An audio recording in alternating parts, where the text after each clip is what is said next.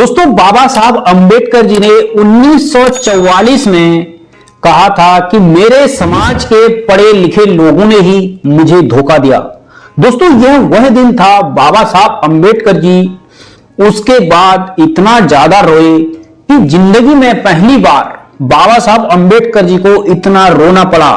जी हां दोस्तों, इसकी कहानी बहुत लंबी है, बताएंगे पूरे वीडियो पर। चैनल को सब्सक्राइब करके हमें सपोर्ट जरूर करें। दोस्तों, मैं सुनील बोध ऑफिशियल चैनल पर आप सभी का स्वागत करता हूं। दोस्तों, बात करूंगा 1944 की, जब हमारा भारत जो है गुलाम था ब्रिटिश सरकार की इस देश पर। तो उस समय जो है हमारा समाज के जो लोग हैं वो बहुत ही ज्यादा कम पढ़े लिखे थे, यानी कि बिल्कुल पढ़े लिखे थे ही नहीं, ऐसी स्थिति थी। उस समय बाबा साहब अंबेडकर जी विदेशों में जाकर पढ़कर भारत वापस आए थे। तब जो है भारत में जब ब्रिटिश सरकार थी, तब ब्रिटिश सरकार ने एक बार 3 लाख रुपए BHU विश्वविद्यालय बनारस का जो है उसको दिए थे और 3 लाख रुपए मुस्लिम विश्वविद्यालय को दिए थे। दोस्तों, 3-3 लाख रुपए दोनों विश्वविद्यालयों को दिए थे ताकि वो शिक्षा के क्षेत्र में आगे बढ़ सकें। जब यह बात बाबा साहब अंबेडकर जी को पता चली कि ब्रिटिश सरकार ने 3 लाख रुपए अलीगढ़ विश्वविद्यालय को दिए हैं और 3 लाख रुपए हिंदू विश्वविद्यालय को दिए हैं, तब बाबा साहब अंबेडकर जी ब्रिटिश सरकार के गवर्नर से मिलने के लिए गए। जब उन्होंने गवर्नर से अपनी बात रखी, उन्होंने कहा, हमने इस विषय में पहले ही गांधी जी से पूरी बात बताई थी और आप लोगों के लिए हमने फंड रिलीज भी किया था, लेकिन गांधी जी ने कहा कि जो मुस्लिम व्यक्ति है वो इधर आ जाएंगे, जो हिंदू व्यक्ति हैं वो इधर आ जाएंगे। लेकिन उस समय जो भी अछूत समाज था, SC समाज था, उस तो संविधान बनने के बाद जो है SC कैटेगरी में आया। उससे पहले जो अछूत समाज था उसको हिंदू में गिना ही नहीं जाता था, तो वह समाज जो है पढ़ाई करने कहां जाएगा। तो ब्रिटिश सरकार के गवर्नर ने कहा, गांधी जी ने यह प्रस्ताव, अंबेडकर जी ने कहा सबसे कम संख्या मुसलमानों की है और उसके बाद हिंदुओं की है और उसके बाद सबसे ज्यादा संख्या उस समय आदिवासी, SC, दलित जो भी कह लो, उनकी सबसे ज्यादा संख्या थी। तब अंबेडकर जी ने कहा, गांधी जी कौन होते हैं जो आपने मेरे बिना मेरे समाज के लोगों को इस तरह शिक्षा से वंचित कर दिया, छोड़ दिया, उनके लिए कुछ भी फंड रिलीज नहीं किया। तो उसमें ब्रिटिश सरकार के गवर्नर ने कहा कि अंबेडकर जी, आप जैसा कहोगे हम वैसा करेंगे, आप बताओ इसके लिए क्या सॉल्यूशन है।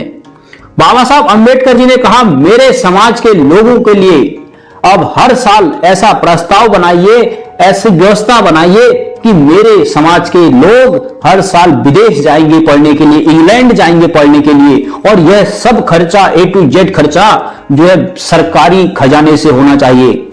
तो उस समय बाबा साहब अंबेडकर जी जगह जगह विदेशों से पढ़ के आए थे। ब्रिटिश सरकार में भी इतना पढ़ा लिखा विद्वान कोई नहीं था। ब्रिटिश सरकार ने खुद कहा, बाबा साहब अंबेडकर जी इतने विद्वान हैं कि अगर भारत के सबसे बड़े विद्वानों में से 500 विद्वानों को एक साथ बैठा दिया जाए और बाबा साहब अंबेडकर जी को अकेला बैठा दिया जाए तो अंबेडकर जी पहले स्थान पर रहेंगे।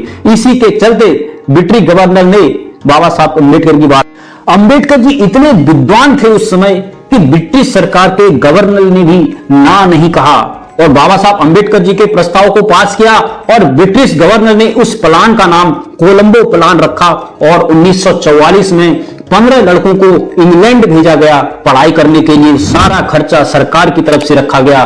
उसके बाद 1946 में फिर से 16 लड़कों को बाहर भेजा गया।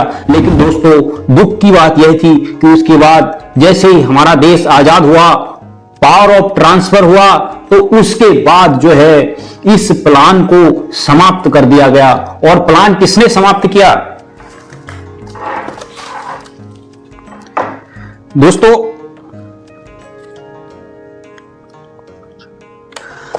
जब प्लान ऑफ ट्रांसफर हुआ तो जो गांधी जी के समधी थे, जिनका नाम था श्री गोपालाचार्य, उन्होंने जो है वह जब पहले गवर्नर बने भारत सरकार के, आजाद भारत सरकार के, तो उनका पहला साइन कोलंबो प्लान पर हुआ। किस लिए?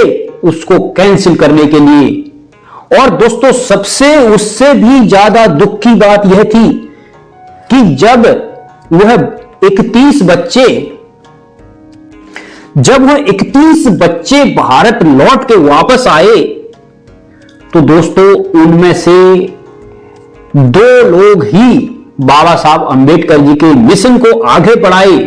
उनमें से दोस्तों 2 लोगों का जो नाम था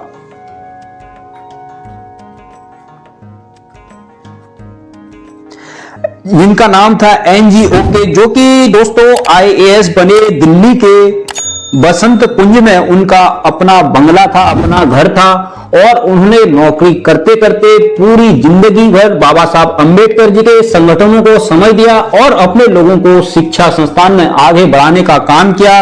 और उसमें दूसरा नाम है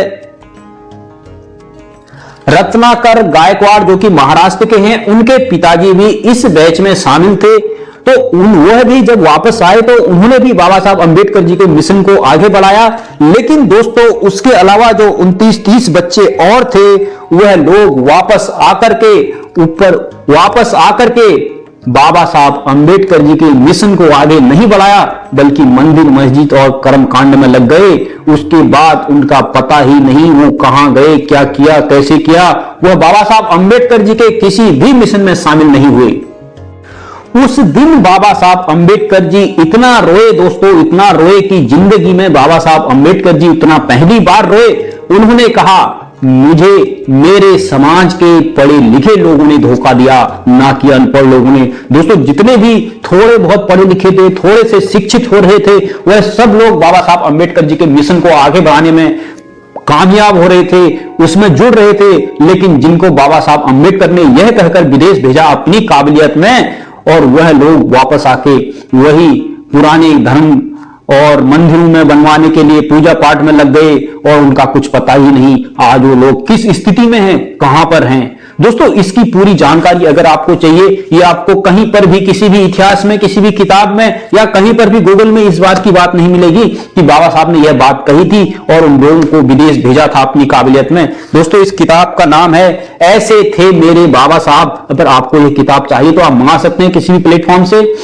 दोस्तों इसीलिए बाबा साहब अंबेडकर जी ने हर किसी पढ़े लिखे व्यक्ति के लिए उस समय यह बात नहीं कही थी, यह बात उनको कही थी जिनको बाबा साहब ने अपनी काबिलियत पे बाहर पढ़ने भेजा था। पढ़ लिख के विद्वान बनके इतने काबिल बनके जब भारत आए तो उन्होंने बाबा साहब का साथ नहीं दिया, बल्कि मंदिर मस्जिद बनाने में लग गए। दोस्तों लास्ट में आप सभी लोगों से एक रिक्वेस्ट है कि आप सभी लोग इस चैनल को सब्सक्राइब जरूर कर लें और यह वीडियो अपने सभी समाज के लोगों तक पहुंचाएं। बाबा साहब अंबेडकर जी के मिशन को आगे बढ़ाने में कामयाब रहें हम लोग और बाबा साहब अंबेडकर जी के मिशन को आगे बढ़ाएं। दोस्तों आज के लिए इतना ही, मिलते हैं अगली वीडियो पर। इस चैनल पर मैं हमेशा सभी बहुजन महापुरुषों की बातें रखता हूं और महापुरुषों का इतिहास के बारे में बताता हूं, जो कि आपको इतिहास कहीं पर भी नहीं मिलेगा। उनका इतिहास मिटाने की और दबाने की कोशिश की गई है। वह सब इतिहास जो आपको गूगल से लेकर किसी भी प्लेटफॉर्म में नहीं मिलेगा, वह इतिहास महापुरुषों का, बहुजनों का इस प्लेटफॉर्म में यानी कि इस यूट्यूब चैनल पर मिलेगा। तो आप सभी से रिक्वेस्ट है, मुझे सपोर्ट करें और चैनल को सब्सक्राइब जरूर कर लें। आज के लिए इतना ही दोस्तों, मिलते हैं अगली वीडियो पर। जय भीम, जय हिंद और जय भारत।